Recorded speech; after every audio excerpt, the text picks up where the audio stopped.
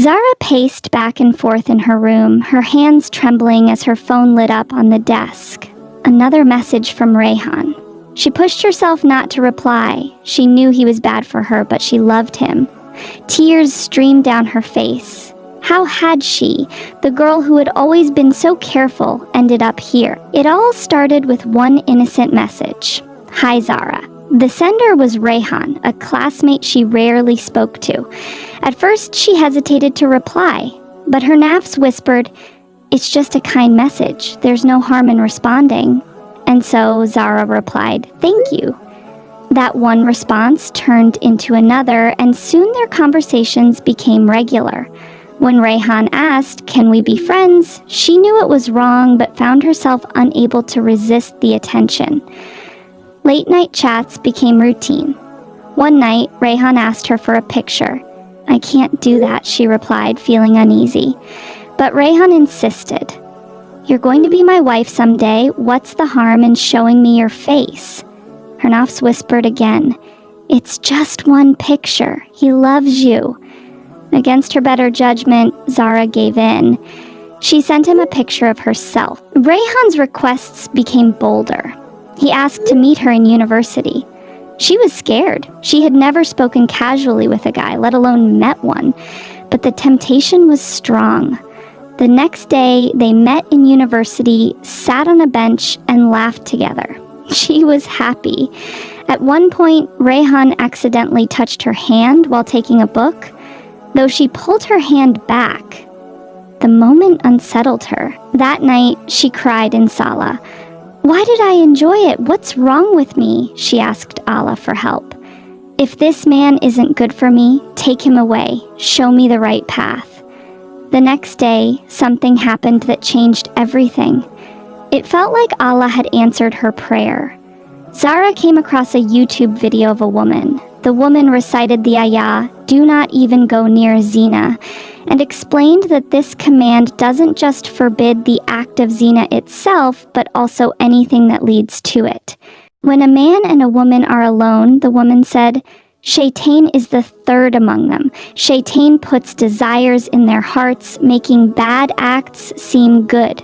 What begins as an innocent message, a casual chat, or a meeting often leads to sin. People who fall into haram didn't plan it. They let their guard down and allowed Shaitan to enter their hearts. The woman continued, "Control your desires for the sake of Allah. Guard your private parts and lower your gaze, and Allah will reward you with someone truly deserving. As He promises, good men are for good women, and good women are for good men." Zara's heart trembled. Zara started ignoring Rayhan's messages. She knew she couldn't leave him all at once. She loved him and believed he was the one she was supposed to marry.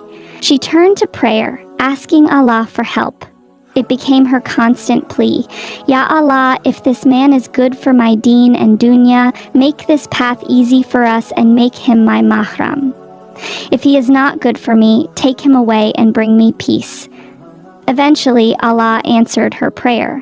One day, Zara and Rayhan exchanged a few messages. He told her he was going to take a nap and would talk later.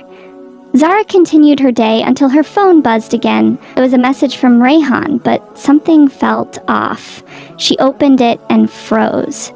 The message was vulgar and inappropriate, words she never thought Rayhan would say. Her heart pounded as she read it again. Then it hit her. The message wasn't meant for her. With shaking hands, Zara messaged him. "What is this, Rayhan?" Rayhan called her immediately, panicked. "Zara, it's not what you think. My friend was using my phone and sent that to his girlfriend by mistake." But Zara wasn't convinced. The guilt and hesitation in his voice were unmistakable. In that moment, she realized the truth. Rayhan had been talking to other girls all along. Her world shattered. The man she had trusted, the one she thought would marry her, had been deceiving her. She blocked him. She realized she was just an option to him. She cried endlessly, tears streaming down her face as she lay on her bed, staring at the ceiling, asking herself why this had happened to her. "I loved him. I was loyal to him," she whispered. Then she remembered the video of that woman and realized Why was I expecting something halal from a haram relationship? He asked me for friendship. Wasn't that a clear sign? Islam doesn't allow private relationships between men and women, yet I accepted it myself. Suddenly, her body trembled as a chilling thought struck her. What if I had married him and only then discovered his cheating? What would I have done? In that moment, she understood Allah had saved her. Despite putting herself in danger, lowering her guard, and displeasing Allah, He had still protected her.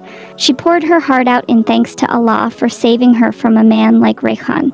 She begged him to make her so strong that she would never allow a non-mahram into her life again. From that day on, she relied completely on Allah for protection. As the months passed, Zara began to heal. Slowly but surely, the pain faded and she found peace. Rayhan became a distant memory as though he had never existed. Years later, Zara received a message from her friend Aisha. "My cousin saw you at my wedding. We all like you a lot and he wants to send a proposal. Can we have your father's number?" Zara's heart swelled with gratitude. She knew this was the man Allah had written for her. He respected her and sought a halal relationship, not a haram one. He honored her through the proper channels, as she deserved. Zara's story is a reminder for every sister. Protect your heart and choose Allah over fleeting desires. When you do, Allah will give you something far better than what you sacrificed.